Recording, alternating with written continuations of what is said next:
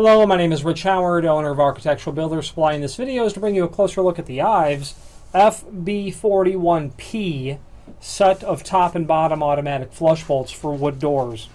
So there's several different components in a set of automatic flush bolts, and let's go through them one at a time.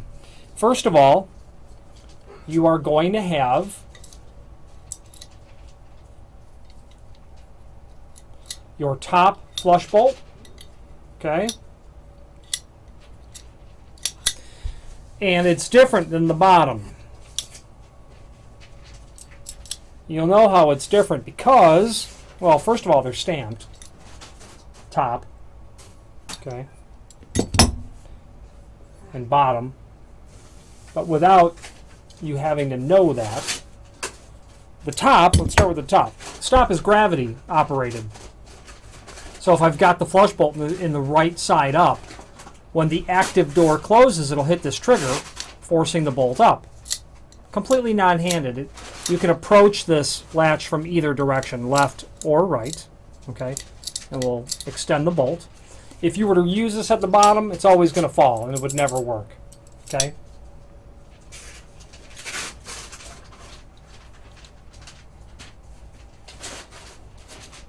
Really nice quality Ives flush bolt here. Really nice. Okay. The bottom looks the same. So it'll go like this, obviously. And this has a spring on it, where the spring that you see here is missing in the top bolt. And that spring is what forces, when the trigger is depressed from the active door closing, forcing the bottom of the bolt down, that spring is going to force the entire assembly back up. Okay, so this set specifically is for wood doors, meaning that it is a corner sort of design where you're going to mortise the top of the door and the face of the door for the flush bolt. They're automatic in the sense that whenever the active door is open, these bolts are not retracted, meaning that the inactive door can just simply be pushed open. Okay? When the active door is closed, and then when the inactive door is closed, it's still not latched until the active door comes and closes, making contact with these triggers on the edge of the top and bottom bolt assemblies, forcing the inactive door to then be latched into the frame and to the floor. Obviously, using these on a fire-rated door would not be permissible because when your active door opens, your inactive door is unlatched.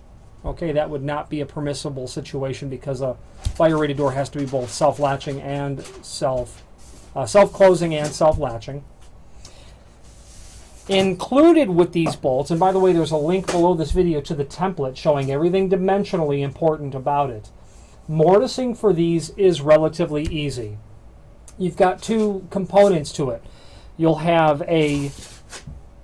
when mortising hardware into doors, there's generally just two components. There is a latch, a plate preparation, and then a body preparation. And you generally do the body preparation first. For instance, if I was going to mortise for this, I would do, per the template, I would do all the part that would be the body of this. All of this big part to the proper depth. And then I would do the plate, which would be the thickness of the plate, the width of the plate, the length, and then of course the bottom as well, incorporating the faceplates that are included. These are shown in the oil rubbed bronze finish.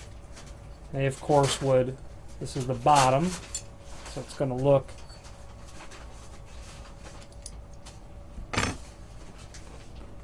like this on the door. They are different because the bolts sizes are different, and that's what it's going to look like in the edge of the door. Okay, so you'll mortise your body, and then you'll mortise your plate, and you just go off the template based on what it says. The template's a 2-page version on this bolt, and you can see that it says you've got to mortise 2 inches deep, and then the width as it's called out, which looks like it's 1 inch And then you'll do your plate dimension, which is 1/8 inch thick, and then you know, you'll have a preparation 6-inch wide, and then for the bottom, and then 8 1/16 tall on the 8 1/16 for here, and then your dimension for this, which appears to be 6-inch. And I'm interpreting the template very quickly, so check those dimensions. Using a router is really the way to go with this. You'll want a template. If you're going to do more than one door for these flush bolts, you'll want to fixture and make a router set up for doing this. The quality of the work and the speed of the job will be greatly enhanced by using the right tools. Doing this by hand with a fly bit and a hammer and a chisel will take the better part of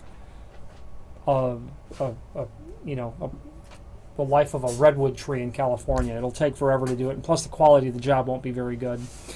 Included now, you might be thinking, when that active door comes in contact with the inactive door, there's going to be the contact of the latches constantly hitting the active door. Well, Ives includes 2 of these edge plates, which would be mounted on the on the edge of the inactive door, the edge of the active door, and they don't appear to have a bevel on them, so you might need to tweak that a little bit, assuming that your door is going to be beveled. You're also going to get a strike plate for the header, and the one in the bottom is identical. And there's dimensions for this on page 2 of the template. 15/16 wide, 2 1/4 tall. Okay, and these are a bolt style. Okay, so they're just bolts. They're not going to be something that they're only engaged into the floor, into the header when the active door is closed. Then, of course, you're going to get all the screws in a complementary color to attach everything. You're going to need screws to attach the flush bolts at the bottom and top, the bodies to the edge of the door, and then, of course, your face plates. There'll be short machine screws for attaching the face plates to the body. There are also dust boxes, sheet metal dust boxes, which are included. And they're going to go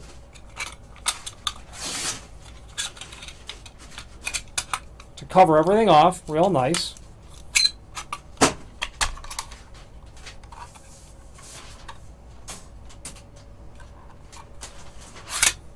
I have that on upside down. Forgive me. So your sheet metal box, your dust box, it's going to mount over everything and dress it all off real nice. Okay? Giving you a nice professional finished look when it's all said and done. Very good quality Ives flush bolt. Automatic flush bolts like this would be used in situations, in non-fire rated situations, when you needed the inactive door to be free swinging at that point, or just so that you could come up to it and push it. So if you were going to have the active door open, okay, you could have the inactive door completely unlatched. Okay, I've seen nursing home applications where the one door was held open, the active door was open, and then the inactive door could be pushed for partial privacy in a door setting. You would need to understand that automatic flush bolts like this would work best with a coordinator, a piece of hardware that tells in a pair of doors that are both equipped with door closers, that tells the inactive door to close first and will hold the active door open until that active door is in a closed position. Then the coordinator will allow the active door to close, forcing the triggers to throw the latches. If you had the active door closed, okay, and the inactive door was closing behind it, that trigger is going to start to depress, forcing that bolt up.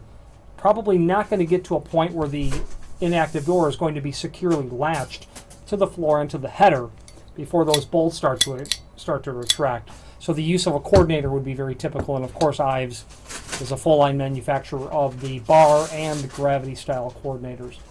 I've machined for these flush bolts several times. I've installed them several times.